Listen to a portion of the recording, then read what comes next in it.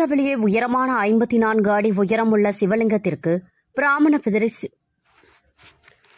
ஆசியாவிலேயே உயரமான 54 அடி உயரமுள்ள சிவலிங்கத்திற்கு பிராண பிரதிஷ்டை கும்பாபிஷேக விழா.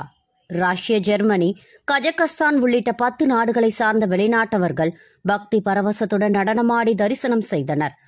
மயிலாடுதுறை மாவட்டம் குத்தாலம் தாலுகா பெருஞ்சேரி கிராமத்தில் தாருகா வனத்து சித்தர் பீடம் அமைந்துள்ளது.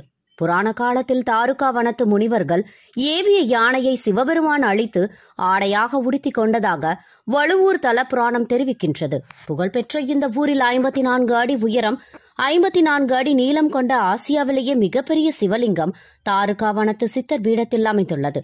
இதன் பிராண பிரதிஷ்டை கும்பாபிஷேக விழா இன்று நடைபெற்றது.